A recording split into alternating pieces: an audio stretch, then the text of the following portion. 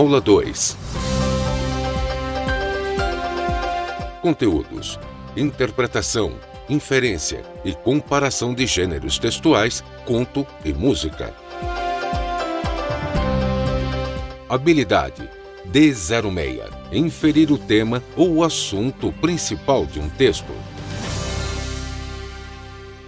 Estamos aqui para mais uma aula do Saber Mais Um, aula de língua portuguesa, e vamos trabalhar essas minúcias da língua, lembrando que o nosso foco, o nosso objetivo maior não é tratar de questões gramaticais, aquelas regras que estão dispostas nas gramáticas. Essas regras nos auxiliam, subsidiam na produção de texto, na fruição do texto, na nossa comunicação, na competência linguística. Então, nosso principal objetivo, a nossa ideia maior com estas aulas de língua portuguesa, de reforço, é que você cresça na sua criticidade diante de um texto, que você cresça na sua leitura diante de um texto, que nós cresçamos observando os textos que estão ao nosso redor, à nossa disposição. Então eu preciso agora olhar para um quadro, olhar para uma pintura, olhar para um texto escrito ou um texto televisivo e saber me posicionar criticamente diante dele. Esse é o nosso principal objetivo, né? Deixar de sermos pessoas passivas, socialmente falando, e sermos ativas, sermos críticas, olhando e sabendo exatamente como se posicionar.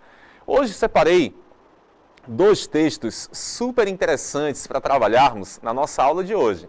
Olha só, vamos trabalhar um conto de Clarice Lispector e vamos trabalhar, para quem gosta aí, um funk. Quem não gosta vai olhar para um funk com uma outra visão também. Tá? Então nós temos um conto e temos um funk. O que é que esses dois textos, dois gêneros textuais, têm a dizer para nós? O que é que nós podemos interpretar a partir deles, da comunicabilidade que conseguimos ter neles? Então vamos lá, começando com o conto de Clarice Lispector. O conto chama-se O Amor, tá bom? Começa assim. Um pouco cansada, com as compras deformando o novo saco de tricô, Ana subiu no bonde. Depositou o volume no colo e o bonde começou a andar. Recostou-se então no banco procurando conforto, num suspiro de meia satisfação. Os filhos de Ana eram bons, uma coisa verdadeira e sumarenta. Cresciam, tomavam banho, exigiam para si malcriados, instantes cada vez mais completos. A cozinha era, enfim, espaçosa. O fogão enguiçado dava estouros. O calor era forte no apartamento que estavam aos poucos pagando. Mas o vento batendo nas cortinas que ela mesma cortara, lembrava-lhe que se quisesse podia parar e enxugar a testa olhando o calmo horizonte. Como um lavrador, ela plantara as sementes que tinha na mão, não outras, mas essas apenas. Ana dava a tudo tranquilamente, sua mão pequena e forte, sua corrente de vida. Certa hora da tarde era mais perigosa. Vem comigo, Maicon, por gentileza. Meu caro aluno, estamos aí diante do início, tá? Um trecho do conto Amor de Clarice Lispector. Inclusive, o Fantástico trabalhou algumas características dessa autora, a Clarice, né, o seu jeito familiar de trabalhar, o seu jeito de dona de casa, de abordar os textos. E eu pergunto para você, nesse texto aí, quero ver agora, me diga uma coisa. Quem era Ana nesse conto? O texto fala de Ana. Quem é Ana? Primeira coisa, Ana é uma mulher. Oh, que óbvio, exatamente, é óbvio, Ana é uma mulher. Outra coisa que podemos inferir, Ana era mãe, não é isso? Ela tinha filhos, então ela era mãe. Ana era mãe, Ana morava em um apartamento, esse apartamento estava sendo pago ainda, né? Não estava quitado, eles estavam pagando o apartamento. Ana era casada, tinha sua família. Então, essa era a Ana, né? Algumas características explícitas que temos aí nesse trecho do conto da Ana. Ok, vou fazer uma pergunta para você. Onde estava Ana aí nesse conto? Foi difícil? Tá difícil agora? Onde está Ana? Um pouco cansada, com as compras deformando o novo saco de tricô, Ana subiu no bonde. Caro aluno, Ana estava no bonde. Vem comigo, Michael, por gentileza. O que é um bonde? Vamos analisar, vamos pensar um pouco. O bonde é um meio de transporte bem tradicional de algumas grandes cidades. Hoje, praticamente, nós não temos isso aqui no Brasil, né? Um bonde apenas em alguns lugares que preservam essa tradição, como riqueza cultural, histórica, etc. Né? Aí, para fora, em alguns países, ainda temos muita presença de bondes. Ok, o bonde é como se fosse um ônibus. Vamos resumir em um micro-ônibus, um ônibus pequeno. Pronto, para a nossa realidade, para entendermos melhor. Né? Tá, esse bonde, ele tinha uma característica peculiar, ele tem, na verdade. Ele vai sobre o trilho. O bonde anda sobre um trilho, semelhante ao do trem, só que menor. Então o bonde ele vai seguindo um caminho já que foi traçado previamente. É diferente, por exemplo, de eu pegar a minha bicicleta, que eu posso virar à esquerda, virar à direita, quando eu quiser. Eu decido, estou aqui dirigindo meu carro, vira à esquerda, vira à direita, quando eu quiser. Mesma coisa com um barco, né? Você vira o barco para um lado, para o outro, né? A bel prazer de quem está pilotando, né? De quem está guiando, do comandante. Ok, o bonde não. O bonde tem um caminho traçado no trilho e ele precisa segui-lo.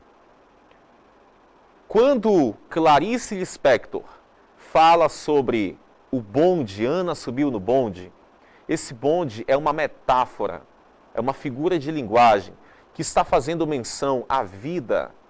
Ana subiu na sua vida, uma vida que já está traçada, uma vida que já foi pensada, que já tem um caminho a ser seguido. Ana não pode sair mudando. Ana não pode virar à esquerda ou à direita assim que quiser. Ana precisa seguir o trilho, senão o bonde sai e vai ficar emperrado, preso. Assim é a vida de Ana. Uma vida monótona.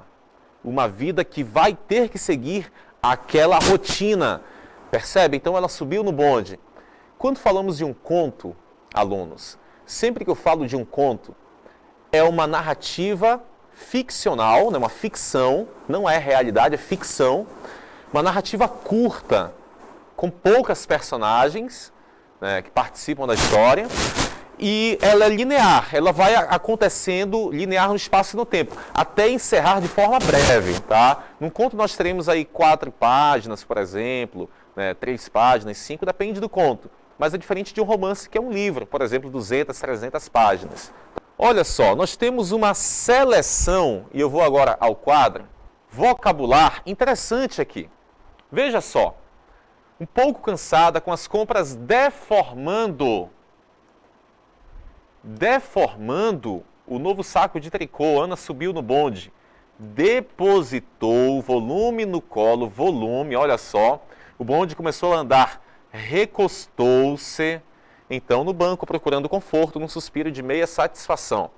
Perceba que um conto traz uma abordagem, uma seleção de palavras que são interessantes, uma seleção bem feita.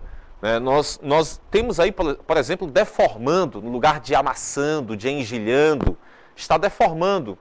Depositou o volume no colo, ou seja, colocou o saco no seu colo. Então nós temos palavras que foram escolhidas especialmente para essa construção de texto. Tá? O conto tem essa peculiaridade de uma boa seleção vocabular. Então Ana sentou, né? E aí, de repente, para de falar lá da Ana no bonde e fala o seguinte: os filhos de Ana eram bons, uma coisa verdadeira e sumarenta. Sumarenta vem de sumo, né? Sumo, igual o sumo da laranja, né? É isso mesmo, tá? Aquela coisa mais forte. Eram filhos normais, né? Verdadeiros, cheios de sumo de filhos. Cresciam, tomavam banho, exigiam para si, malcriados, instantes cada vez mais completos. Meninos comuns, tá? Que nós conhecemos. O que alguns de vocês sejam, olha só. A cozinha era, enfim, espaçosa, o fogão enguiçado dava estouros. Problemas na rotina de Ana. O fogão representa muito para uma dona de casa. E aí o fogão dela estava enguiçado, estava emperrado, dava estouros. Ou seja, problema para Ana. O calor era forte no apartamento que estavam aos poucos pagando. Mas o vento batendo nas cortinas, que ela mesma cortara, lembrava-lhe que se quisesse podia parar e enxugar a testa olhando o calmo horizonte.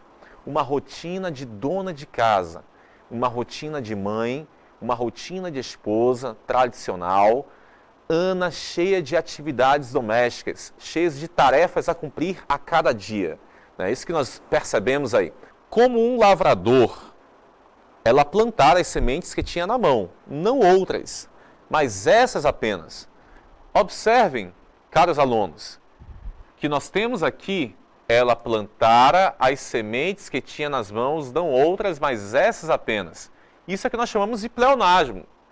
É óbvio que a Ana só pode plantar o que ela tem na mão dela, ela não pode plantar o que tem na minha mão. Isso é um pleonasmo, é redundante, para dar a ideia de que ela estava realmente fazendo, não tinha ninguém fazendo por ela, ou ela fazendo atividade de outra pessoa, era ela fazendo algo dela mesma. Ana dava a tudo tranquilamente, sua mão pequena e forte. E esse trecho que eu separei para vocês encerra assim: certa hora da tarde era mais perigosa. Que hora era essa? Que hora do dia é a hora mais perigosa? A hora das reflexões, dos devaneios. Qual é essa hora? Vou deixar essa pergunta para você pensar e depois vamos comentar a respeito dela. Quero agora trabalhar com vocês. Vamos assistir a um vídeo, um trecho de um funk. E aí vamos contrastar o amor trabalhado por Clarice no conto e o amor do MC Fininho do funk. Para vocês agora.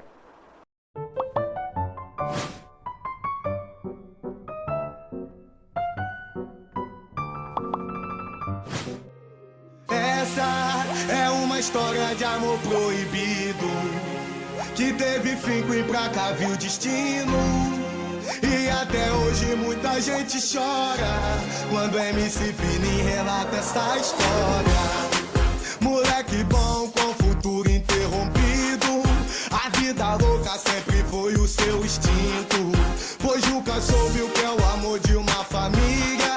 O que aprendeu foi na escola da vida, num baile funk dentro da comunidade. Conheceu sua cara metade, falou pra ela que queria se casar, mas não sabia o preço que isso ia te custar. Vamos à cartela desse trecho que separamos do vídeo para nós analisarmos o amor trabalhado por MC Fininho no funk. Essa é uma história de amor proibido. Opa! Já é outro tipo de amor. O amor proibido. Tem muita gente com esse amor aí, hein, espalhado no Amazonas, que teve fim com implacável destino. E até hoje muita gente chora quando o MC Fininho relata essa história. Moleque bom com futuro interrompido, a vida louca sempre foi o seu instinto, pois nunca soube o que é o amor de uma família. O que aprendeu foi na escola da vida. Num baile funk dentro da comunidade, conheceu sua cara metade. Falou para ela que queria se casar, mas não sabia o preço que isso ia te custar. Vem comigo, Maicon, por gentileza. Caros alunos, estamos diante agora de um funk. O funk até hoje é estigmatizado como um gênero musical, um estilo musical da comunidade. E ele realmente parte da comunidade, parte das favelas. Seu início no Rio de Janeiro, o funk nascendo das favelas, expressando essa posição do sujeito de menor classe social, de classe social mais baixa, melhor dizendo. Então esse sujeito se expressa por meio do funk, geralmente com rimas, né, uma música com rimas, com um ritmo bem trabalhado. E também nós temos aí uma batida forte, né? E por isso que o funk teve um alcance grande no país, pela sua batida que impulsiona as pessoas a dançar. Então, o funk tem essas características. Nós temos alguns tipos de funks no Brasil. Tem o funk proibidão, que são algumas quadrilhas criminosas que se expressam na letra do funk, inclusive também provocando outras quadrilhas e até a polícia também. Nós temos o funk ostentação, que tem acontecido muito hoje, né? Com MC Guimê, MC Guia, alguns aí, que vão falando de produtos, né? de marcas famosas, né? Carros famosos, caros. Então, funk ostentação. E alguns funks melôs, né? Que é aquela coisa mais melódica, mais harmoniosa, mais romântica do funk. Como aconteceu, hoje eu consigo lembrar agora de Claudinho Bochecha, por exemplo, né? Aquele funk com uma letra mais gostosa de se ouvir. Aí nós temos um funk bem tranquilo, né? A sua letra tranquila, nada daquela coisa agressiva e até obscena que nós encontramos na maioria dos funks. Agora, qual é o tipo de amor trabalhado aí? Pensa aí. Maicon, prepare aquela cartela, por gentileza, no quadro. O amor de Clarice Lispector, lá em Ana, é o amor da mãe, é o amor da esposa, é o amor da dona de casa. É aquele amor que a mulher se assujeita a ter, que não deve questionar-se por fazer isso. Esse é o amor expresso na personagem Ana, do conto de Clarice Lispector, Amor. Ok? Então, um conto que trabalha um amor diferente.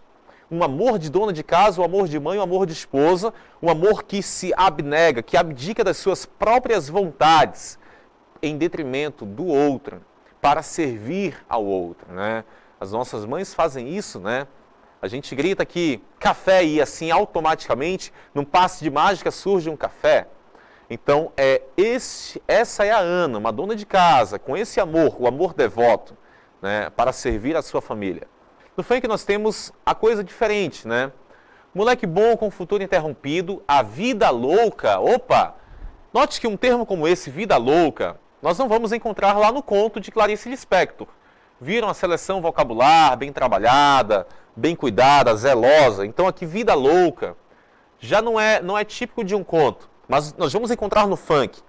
E o funk nós encontraríamos palavras bem mais pesadas, bem mais fortes. Só que eu tive o cuidado para não trazer esse tipo de música agora, para este momento nosso, né? Sempre foi seu instinto, pois nunca soube o que é o amor de uma família. Isto aqui me chama a atenção. O amor de uma família. O que ele aprendeu foi na escola da vida. Então, o que é o amor de uma família? Nós vimos que o amor da família em Ana, o amor de Ana para a sua família, o amor de servir, o amor de abnegação, o amor de estar sempre criando e fazendo para a família. E aí no funk, um amor que ele não sentiu na sua família, mas que o próprio funkeiro que criou esse funk, essa música, ele reconhece que existe um amor de família, que é diferente do amor proibido trabalhado por ele lá no início. Temos muita coisa a comentar sobre o funk, sobre o conto, mas eu quero lançar aí uma interpretação para vocês agora, tá? E depois voltaremos para mais comentários dessa nossa aula. Estamos aí com o descritor 6, que é inferir o tema ou o assunto principal de um texto. Então vamos lá. E o texto é esse aí, ó, retrato. Eu não tinha este rosto de hoje, assim calmo, assim triste, assim magro. Nem estes olhos tão vazios, nem o lábio amargo. Eu não tinha estas mãos sem força, tão paradas e frias e mortas. Eu não tinha este coração que nem se mostra. E eu não dei por esta mudança, tão simples, tão certa, tão fácil. Em que espelho ficou perdida a minha face? Cecília Meirelles. O tema do texto é a consciência súbita sobre o envelhecimento. Letra B. A decepção por encontrar-se já fragilizada. Letra C. A falta de alternativa face ao envelhecimento. Letra D. a recordação de uma época de juventude, ou letra E, a revolta diante do espelho. Vamos conferir então a nossa questão. E tem um verso nesse poema que diz tudo, tá? Toda a nossa resposta. Eu não dei por esta mudança, tão simples, tão certa, tão fácil. Em que espelho ficou perdida a minha face? Caros alunos, quando nós temos aí, eu não dei por esta mudança, significa dizer o seguinte, eu não observei, não consegui prestar atenção, né? Não percebi essa mudança tão rápida, tão repentina. O tema do texto é a consciência súbita sobre o envelhecimento. Exatamente isso. Essa consciência rápida, não prestou atenção, quando viu, já estava velho. Ok? Não quer dizer que isso seja ruim, não é exatamente isso, mas que chegou a essa fase da vida. Alunos, muito obrigado pela atenção de todos. Continuemos firmes, alegres, vai dar tudo certo aí nessas provas do Enem e qualquer prova que aparecer à nossa frente. Criticidades nas leituras é o que nós buscamos. Um forte abraço, bom almoço a todos. Tchau, tchau.